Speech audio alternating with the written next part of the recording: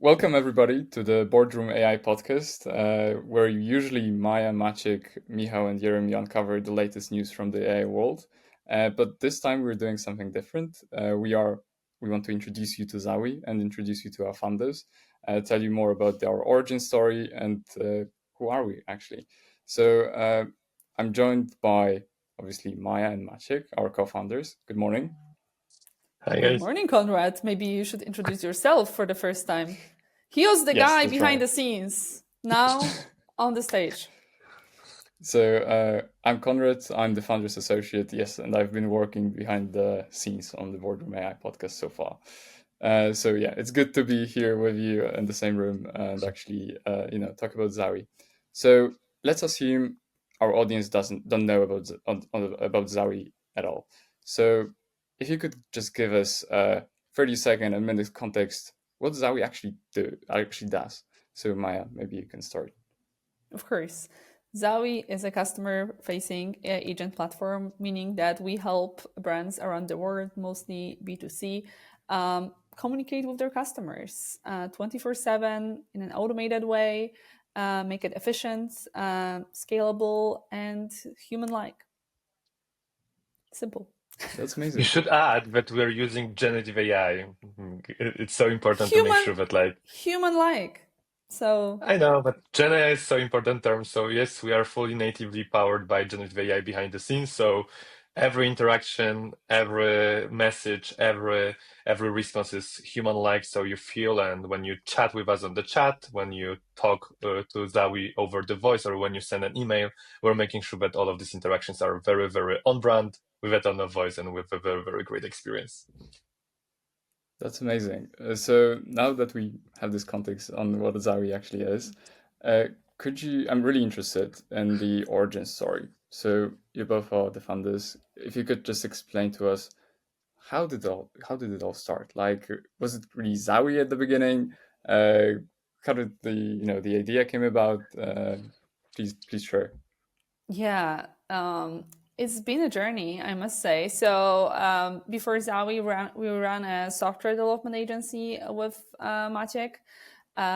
We worked with many customers around the globe, and to be honest, the goal of the software agency was to find a product idea. So intentionally, we worked with multiple brands from different verticals to understand what are the struggles, where they need help actually. And that's how we realized that customer service is such a big problem, because everybody wants to talk to brands, and it actually makes a lot of sense for brands to talk to their customers because at the end of the day it generates revenue, but somehow they put a wall between them and their customers, and they let them wait and stuff like that. And this is how we met one of our first customers. They had big problem with customer service, super fast growth, but unfortunately they were also famous from terrible customer service.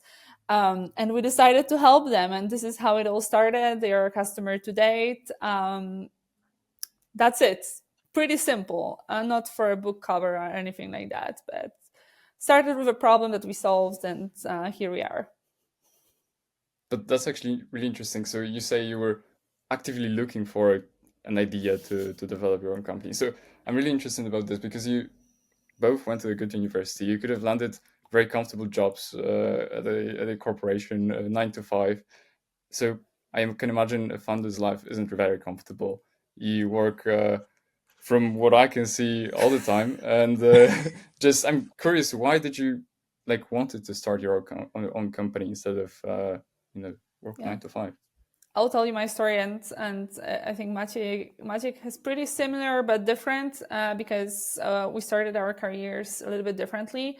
So first of all, I started at the corporation. I work at IBM for almost 4 years, so I kind of learned what I didn't want to do, and I also realized that if I want to have immediate impact, I need to start something on my own. So I was like, I think 21 when I started at IBM, and I really wanted to have an impact. And I realized I used to be a computer scientist, right? I wrote, okay, that's too big. Let's put it this way. I wrote a code. Okay, so I realized that if I want to work with a customer, if I want to travel the world and help businesses and stuff, it would take me like 10 years. And I'm impatient, so I didn't want to wait. I was like, okay, so I have to start something on my own. And that's how I decided to leave and just start my own agency to find this problem. Is it comfortable? No, but is it comfortable to have a 9 to 5 job that you don't like? I think it's way less comfortable than doing something you actually love. So that's kind of my story. Maciek. How about you, Maciej? And yeah, I was the software and was programming like since I was 12, so I was always very close, and I was this geek guy, always coding and coding and coding. I've never worked for the big tech and like big organization. Probably this is maybe a good or not good because I've never experienced this, so I don't know how is it and how it's like to work with the in the enterprise.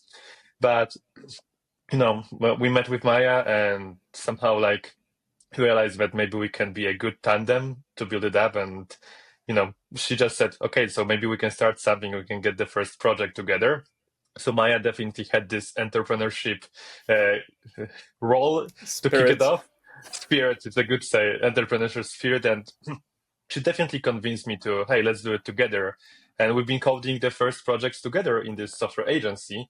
But definitely Maya was always on this business side. I was on this geeky side. Now we're more on the business side, definitely. But like this was a journey, and I think that like it's all started from this first ideas. Let's do something together.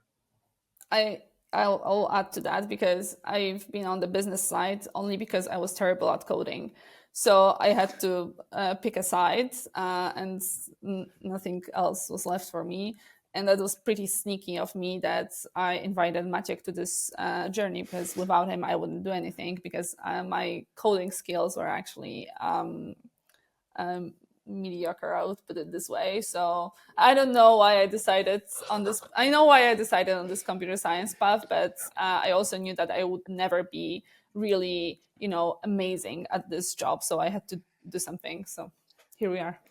That's actually a question I wanted to ask you next. Like, you both have different areas at Zawi that you're responsible for, and I wanted to understand whether that's like was it conscious decisions that, for example, Maya is responsible for marketing, or was it something that she fell into naturally? But so yeah, you kind of explained this, but maybe you could share more on what was that initially and how it changed maybe over time at Zawi. Yeah, of course. So I think that you don't know when you study, when you go to high school, etc. You don't know what are those different roles and whether you will like marketing or whether you like sales. There is no way to learn that. I believe, especially I don't know, like in other countries, we grew up in Poland, so we are not prepared for the corporate or any kind of work life. Let's be honest, and we all know that we have to discover it along the way. So people try different things for usually 10 years after studies, and then they decide, okay, this is what I like. That's not really efficient, by the way. But I fell from marketing from the very beginning, to be honest. When we ran this software agency, I created the logo and stuff. I was like so passionate about it. It was pretty good brand, to be honest. I still like when I see the logo and I see, like our social media from the past, I think that, like those ideas were really, really good.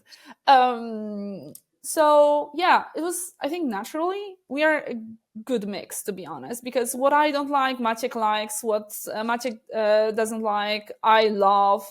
There are some parts that we both don't like. Maybe we won't tell you, but Share those. it is what it is, and like you have to do some stuff in your company that you don't necessarily like, but you like the overall, outcome or the idea. So, but quite naturally, sales, marketing, stuff like this, I like. Maciek is a different story. Like he's good at everything he touches. This is pretty remarkable, but I'll let him speak about it because guys, he's coding and at the same time he's selling to customers. This is something that you don't experience often with computer scientists, let's be honest. I definitely have my way to talk with people and being able to build a good connection and always trying to understand their problem and see how we can help. In the early days, it wasn't the best because I was always, when you're building the product and you're on the sales calls, you're always trying to understand what's the problem and you're convincing yourself that yes, you're solving these problems, but actually you need to solve it behind the scenes. But this is how you're building the product company, and like you need to talk, you need to be in front of. So from the very, very beginning, it was important for me to be very close to the customers.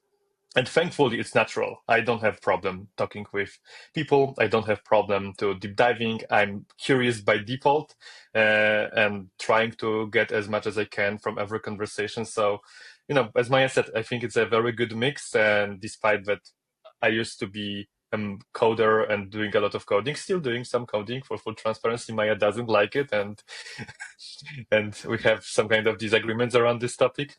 But definitely this naturality in having this conversation, understanding, and this huge willingness to help and to solve the problem helped us to get where we are today. That's amazing. Yeah, I always think of you, Maciej, as the Swiss Army knife that you can do pretty much anything. But let's fast forward to today. Right now, we have almost 100 people on board, and you normally don't see it because we, are scattered around the world. But last week we had our offsite, and you could really see how many people are working behind Zawi, which was amazing. I just wanted to ask you about the culture here. So, what kind of culture are you trying to create here at Zawi and what kind of team does it take to build something this ambitious? Yeah, so I shared this recently on LinkedIn because, of course, I'm laughing at IBM a little bit here, but the truth is I stayed almost 4 years because I worked with amazing people. And I really wanted to bring this to my company, that people like people that they work with, that they can connect with them, because then like everything is way easier if you don't have to fight, if you don't have like this politics and stuff. So we built culture intentionally. We are looking for people that are curious. Maciek said that, like, he's naturally curious, and I think this is really how you win, especially in today's world. You have to be curious, you have to think outside the box, you have to love learning, right? Like these days we learn every day something different. Everyone has to be kind of generalist as well, so people are not like in silos and they don't think, oh, that's my job and I don't touch this because, well, this is someone else's responsibility. If there is, we say this in Polish, that if there is like a small trash on the floor, like, we don't wait for someone else to pick it up. Like, I pick it up if I see this. So this is the culture that we are creating at Zawi, and I think we do a pretty good job. Of course, it's hard work. Everybody who builds startup knows that it's not an easy job. So it's not a typical 9 to 5. It's not IBM. It's I think it's rewarding. Like every day we learn something new and we build something new, and we just grow as people, as professional, as specialists, as a team. And I think it's beautiful. So it takes a lot of time to build this culture, though, and guys, how our recruitment process is pretty complicated. But it pays Yeah, off. is there something in particular you look for, Maciek, when hiring people? We've talked already about the curiosity, but I think that the other kind of trait is that like being in the spot that you want to build something innovative and that you're not in the mindset of being stuck in the stagnancy. Like the world with generative AI is changing so fast. Every week, every month, we're doing such huge leap on the technology side that it's just mind blowing. So we're looking for the people who really understand that the world is changing so fast and they want to be in the company who's leading this change and who's adopting this technology. So we're looking for people who are innovative, who are looking to build something great, who are like customer centric to build like the best product that will solve these problems. Yeah, that's amazing, and I can definitely see that in people I work with every day. So that's amazing. So yeah, I wanted to also talk about the technology and the AI. We in the past few weeks we covered tens of different news pieces about AI. Is there something in particular you are excited about? Like you follow the developments of, for example, I don't know, generative videos or anything like this? Is there anything you're Generative videos for sure, Conrad. You mentioned that because you know that's my recent thing. As interim head of marketing, I'm really passionate about that, and I think it unlocks so many opportunities for marketing and in different areas really. But from like Zawi perspective, I think that the most exciting is just the voice development, what's going on in terms of latency, in terms of the quality of text to speech technology, that now the like automated voice can sound really human. And the conversations just are so natural, and we are really close to the moment where you won't be able to say whether it's an AI agent or a human. And it's very exciting, and we are looking forward to any kind of news in that space, because I believe that the future is clickless. We should talk instead of click, and this is exactly what's now happening, and what's the biggest focus of Zawi. Maciek, I can add to you are this, the you are like the tech guy, so I'm just I, maybe I'm tech, but I should talk about tech. But like, I think that like I will less talk about tech at the beginning is that for me, the biggest advancement which is happening with related to Gen AI is the awareness in a lot of organizations. What I want to say is that, we're having more and more and more conversation and face-to-face meetings with like big enterprises who are starting to touching this technology and who are trying to understand it. It's not anymore McKinsey presentations showing that this is the future. There's big organizations that are starting to thinking about this, are starting to thinking how we can adopt it. And as Maya said, all of them are mainly excited about the voice experience because in this big organization, they get to the level where the amount of things they can fit to the one UI on mobile of the mobile application or on the desktop screen, like it's impossible. And like they just don't have any more space to provide you one more button to solve your other problem. So all of these people are getting excited how really voice can change the way we interact with businesses. And, we're seeing every week, every 2 weeks, every month, the new release of the model and so on. And I'm happy with this because definitely every new version is getting better. But what's great about this technology that we get already to the level that we have product that can solve these problems, that can be adopted. And there need to be the product, which here is, but there also needs to be a need and interest on the market. And I think that 2024 was the year when people were cautious. There was a lot of proof of concept that were not successful. Now we are getting to the level that people start understanding how to do it properly. And there is a huge interest in really double down on the vision we're sharing with in Zawi and making sure that we deliver. So I'm excited. And like, it's going to be the next couple of years is going to be crazy. so to sum and it is up, voice. Yes. voice. So is there like something that people constantly misunderstand about agents and Zawi? The space is so new that I bet people are just discovering it now. I think that like there was a moment that a lot of people are like looking at this as like this is a magic black box that can do everything. I think that we already get over this line that people start getting that it's not so obvious and super smart and it has some kind of limitations.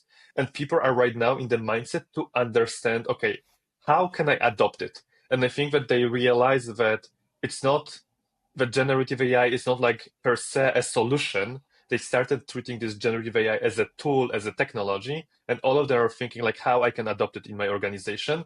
So it's a great shift from being super excited and overhyped to start talking business, ROI, what we want to deliver, what problems we want to solve, and people are curious to learn from us how to do it properly. That's Yeah, amazing. it's just it's not magic. Okay, it's still just the technology.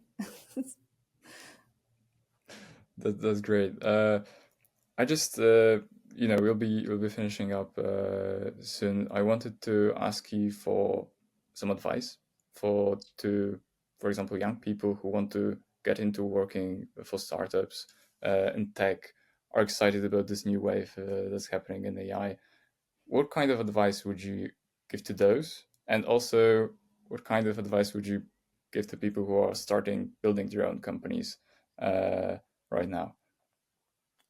Okay, so I'm interviewing a lot of young people, mostly because I'm hiring to our marketing team, and not only. And I think that this is the most exciting time I've ever experienced, because and this is just so exciting to start your career right now. uh, it's not easy because like everything has changed, right? So something that worked 5 years ago doesn't work anymore, and we used to gain this experience. Like, you start with your junior role, you do it for, like, my IBM story, right? When I knew, okay, 10 years and maybe I'll touch a customer. Now it's not a case anymore. Like, you can really make an impact in a year, in 2 years, from really the start. But you have to learn super quickly and learn different things. So it's never again, and it will never be again like this, that, okay, I'm a tech guy, I'm a marketing gal. Not anymore. Like, you have to know both. Like, you have to know a little bit of tech. You don't have to code anymore, because you can vibe code and it's pretty easy. But you have to understand how to sell to people. You have to understand like how to combine those things. So I strongly recommend to start your career actually in this kind of AI company like ours, because you will learn those skills. Like, you will touch everything if you just want, if you have an open mind.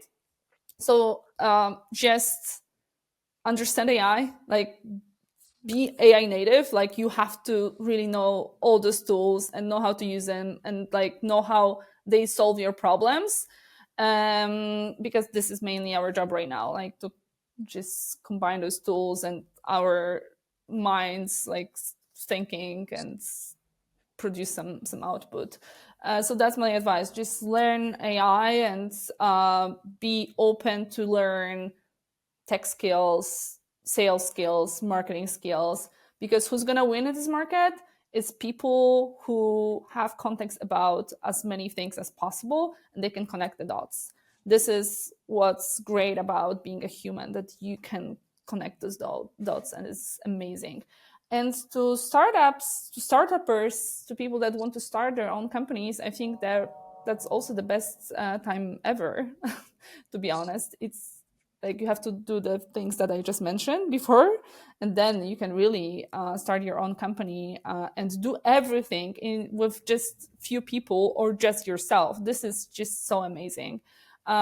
Just remember that it's not really that fun as people mention on LinkedIn or X or whatever. It's not vibe creating company. It's a lot of hard work, even if you use AI tools. Like, be prepared for 16 hours a day, but it's rewarding. So do it, Maciek. I would add to this, like, it's a perfect moment to be, when there was a dot-com bubble, there was a lot of companies in this San Francisco garage building the future of the world, and it was rewarding. We know how a lot of these people ended up today, and they are like a lot of strong people, like great leaders on the market, and known people who just started back then. And I think that like we're at the same moment of the history, and like joining company like Zawi or starting your own startup that is AI native and building something on top of this is again the repetitive what did happen back then, and there will be a lot of rewards to people who are part of this, because the world will change in the upcoming years, and the companies who are the leaders today probably may disappear, and they will be replaced with the fully AI native companies who can deliver something amazing. So, as Maya said, joining to startups that are AI focus is a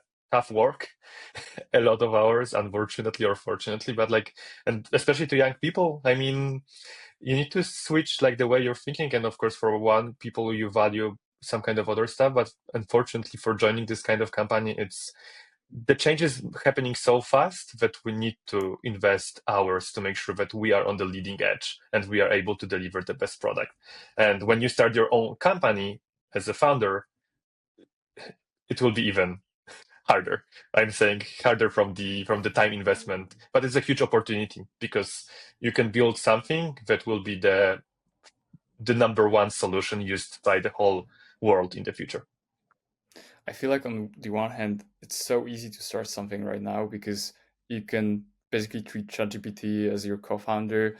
It can be, it can create copy for your marketing. It can help you create your landing page. Also, vibe code the app to some extent. It's amazing. But then on the other hand, everyone can do it. So the competition is also much bigger. So I agree with you, Maja, that it will be those people who have the context from different sides of business that will actually benefit from this and win. That's so interesting. It's something you won't replace with AI. I will again come back. Founders need to be curious. They want to talk with their customers. They want to understand the problem, and then they will use this AI to produce. So, unfortunately, AI won't deliver this stuff. Like this is something that the best founders, the best people of the company are doing, understanding the problem and finding the solution. And again, all of these AI tools are just the tools, but they will generate what we ask them to do. And we need to have a good idea what we need to solve the problems. So But you said historically, sorry, good I'll just add one more thing to that, because if you start now as your first experience, your AI company, and you're gonna do vibe coding and stuff like that, and you'll do it all alone, it's probably not the best idea, because something that you have to learn is the people skills. You have to learn how to work with other people and how to build a great team, how to work in a great team, because eventually you will need to hire people. Like, you won't build company just by yourself. So actually joining an AI startup, AI company, AI scale up, it's probably a better idea to work with some people for a little bit to understand how it actually works, because I think this is the biggest risk, that we'll do too much alone and we won't be able to make impact as a team, and that will always be the most powerful. When you connect people and AI tools, you can grow way faster and better. Amazing. I think this was a very good conclusion to our conversation today. Thank you both, and yeah, we're looking forward to creating more of these types of videos for you guys. So please subscribe to our YouTube channel, and see you in the next one. Thank you so much, Conrad. See you all.